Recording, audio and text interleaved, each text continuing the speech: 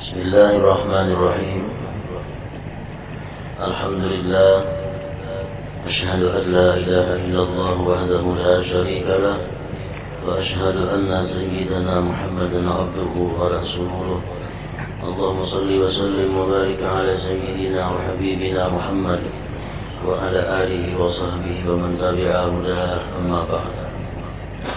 Kita hormati dan kita cintai para habaib, para alim ulama, guru-guru agama, para muhibbin, hadirin hadirat rahimakumullah.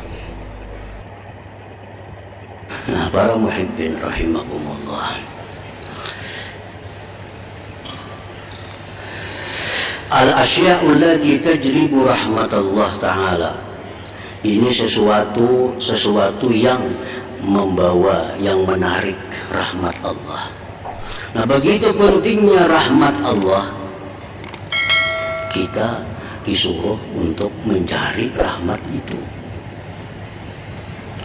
Di mana kita mencari rahmat Allah?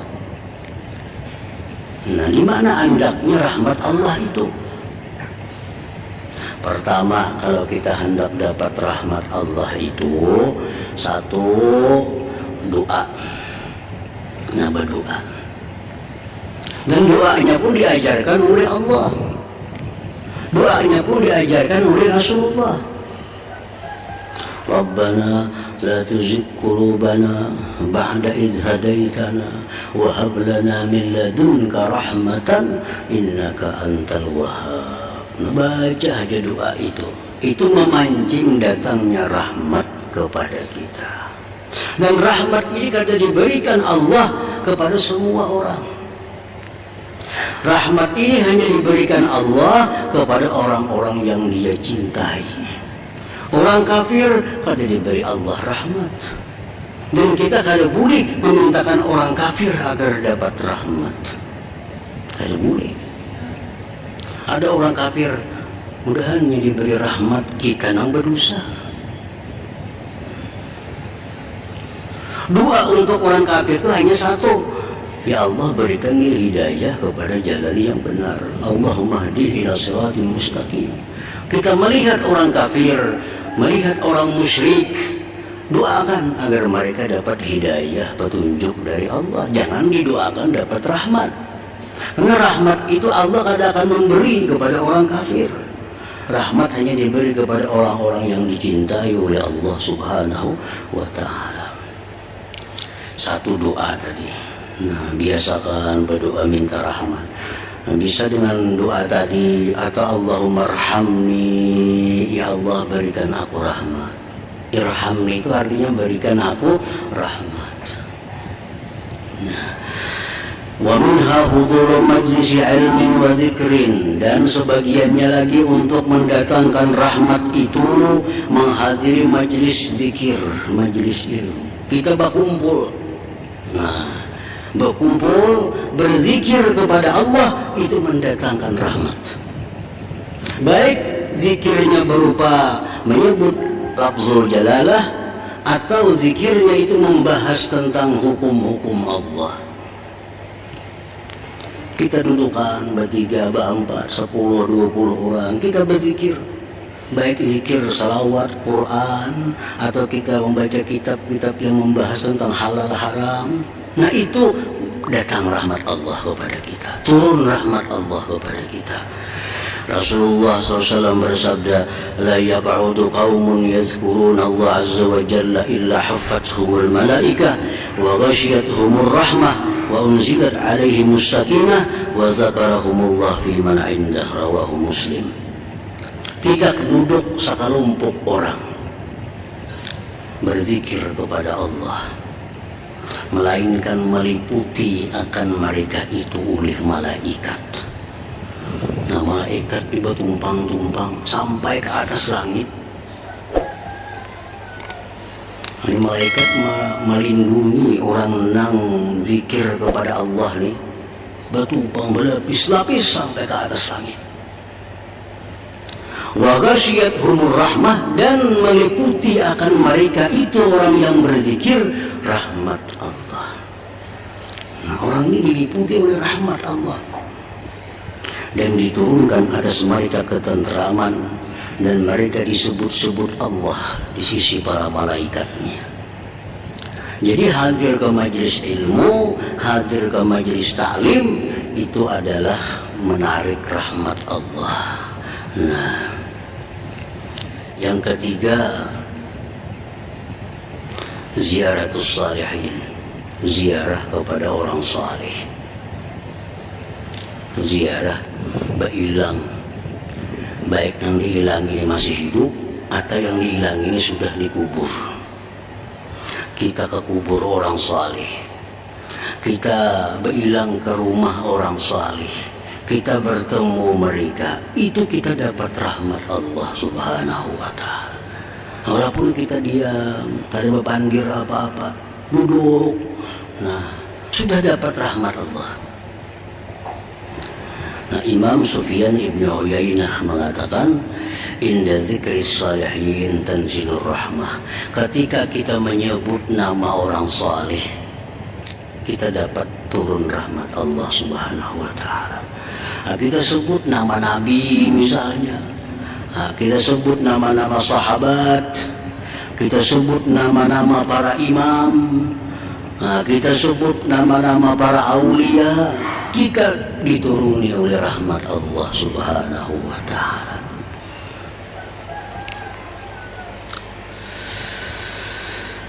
Nah, wa minha, dan setengahnya lagi, al-i'tikaf fil masjid, i'tikaf di masjid. I'tikaf itu ada syarat baca Quran. I'tikaf itu kada disyaratkan sembahyang. Kita duduk di masjid, niat i'tikaf, satu mat itu guring, ada bapak. Guring, i'tikaf. Rasulullah SAW bersabda, man tawadda'a fi baitihi fa ahsana wudu'ahu, thumma atal masjid fahuwa zairullah, wa haqqul mazur ay yukrima zairah, rawahu Tabarani wa sahhah. Ujar Nabi, siapa yang berwudu di rumahnya dengan wudu yang sempurna, yang baik, kemudian dia datang ke masjid, nah, datang ke masjid, maka dia ini disebut zairullah, mailangi Allah, disebut mailangi Allah. Jadi kita berwudu di rumah, nah, dari mana kabar wudunya? Asal wudu yang baik, kita datang ke masjid, kita disebut mailangi Allah, ujar Nabi kita. Dan pastilah yang diilangi itu Allah, artinya ayyukrima zairah, memuliakan orang yang mailangi. Kita aja kalau ada orang mailang kita muliakan dengan jamuan minuman atau sebagainya, apalagi Allah. Nah, cuma Allah menjamu para tamu-tamunya dengan rahmatnya, dengan rahmatnya. Jadi kita berkumpul di masjid ini macam-macam fadilatnya. Antara lain kita duduk di masjid ini, pada hakikatnya kita mailangi Allah Subhanahu wa ta'ala. Dan wahakun, pasti alal mazur, yang diilangi Allah memuliakan tamunya. Jadi orang yang suka ke masjid, duduk i'tikaf, itu orang yang selalu dapat rahmat Allah Subhanahu wa ta'ala. Wa minha qiraatul Quran, baca salawat, itu semua memancing kita untuk selalu berada dalam rahmat Allah Subhanahu wa ta'ala. Nah, para muhibbin rahimakumullah, al-mu'min bismillahil wahhab, orang yang beriman dengan nama Allah al-wahhab.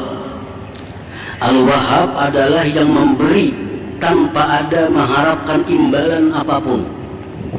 Nah, kalau kita beriman, kita percaya bahwa Allah itu Al-Wahhab, Allah memberi tanpa minta imbalan sedikit pun dalam bentuk apapun, kita selaku manusia, hambanya yang mengimaninya, ayyati ma yamlikuhu liwajhillahi ta'ala wahdah, la lil-wusul ila na'imil jannah awil hadhari min azabin nar aw li hazzin ajilin aw ajil. Nah, kalau kita sudah beriman kepada Al-Wahhab sebagai nama Allah, maka kita memberikan sesuatu yang kita miliki kepada orang lain semata-mata karena Allah. Nah, semata-mata karena Allah, bukan untuk masuk surga, bukan untuk selamat di neraka, bukan untuk apapun. Kita memberikan kepada orang sesuatu yang kita miliki semata-mata karena Allah. Itulah orang yang beriman kepada nama Allah Al-Wahhab ini. Jadi ini memberi sesuatu bukan untuk supaya selamat. Ini memberi sesuatu bukan untuk minta puji. Dia memberikan sesuatu bukan untuk masuk surga. Dia memberi sesuatu bukan untuk terhindar dari api neraka, tapi dia memberi sesuatu kepada orang karena Allah Subhanahu wa ta'ala. Titik, ingat situ aja.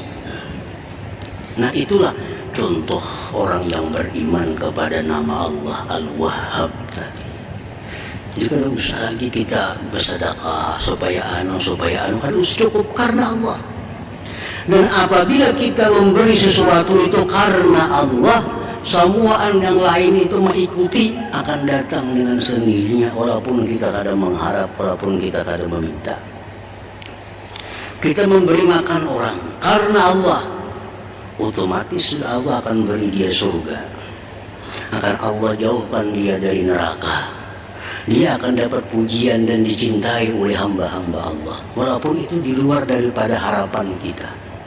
Tapi kalau kita memberi supaya dipuji orang, belum tentu dipuji orang. Kalau kita memberi supaya dihormati orang, belum tentu dihormati orang. Tapi kalau kita memberi karena Allah semata-mata, semua anak lain akan kita dapatkan. Nah, jadi itu buah iman daripada nama Allah Al-Wahhab. Allah Al-Wahhab memberikan kepada orang tanpa ada tujuan apapun. Nah, kita pun memberikan kepada makhluk Allah tanpa tujuan apapun selain karena Allah Subhanahu wa ta'ala. Nah, para muhibbin rahimakumullah, para ulama banyak yang mengatakan bahwa Al-Wahhab ini mempunyai berbagai macam khasiat bagi orang-orang yang mengamalkannya. Antara lain, kalau kita membaca Al-Wahhab karena Allah Subhanahu wa ta'ala, kita akan diberikan oleh Allah pertama kekayaan.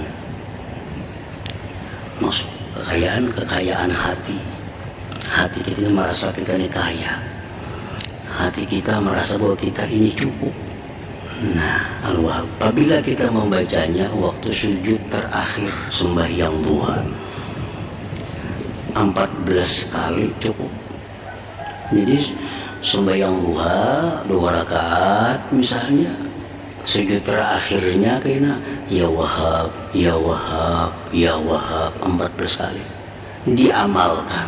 Nah, artinya amalkan tuh hari-hari. Nah, itu kemarin diamalkan. Namun sesekali manu kadang manu itu lain mengamalkan ya. Ini diamalkan hari-hari.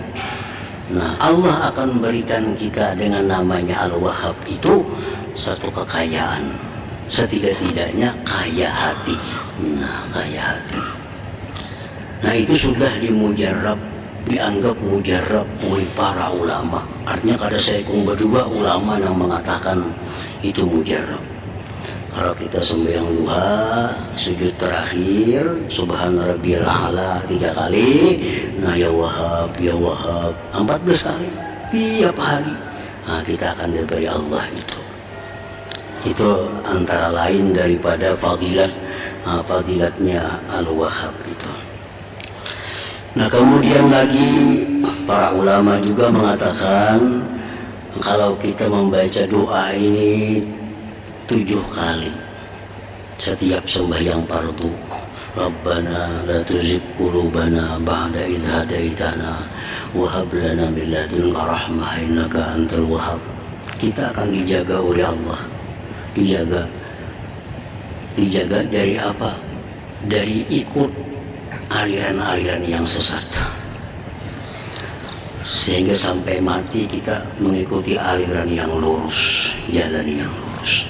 Rabbana la tuzigh qulubana, wahai Tuhan kami, jangan kau condongkan hati kami, ba'da idh hadaitana, sesudah engkau beri kami hidayah. Wahab lana min ladunka rahmah, berikan bagi kami rahmat dari sisi engkau, innaka antal wahhab. Baca 7 kali mbah sembahyang, mengkada kawa kalimah waktunya barang mbah maghrib mbah subuh, baca 7 kali supaya kita bisa selamat dari tergoda dengan aliran-aliran yang sesat. Karena aliran dalam Islam ini banyak macam-macam aliran. Ada aliran yang nggak bersembahyangan, ada aliran yang macam-macam. Nah, supaya jangan tergoda hati aliran yang kada jelas, yang bukan diajarkan Rasulullah, nah amalkan ini.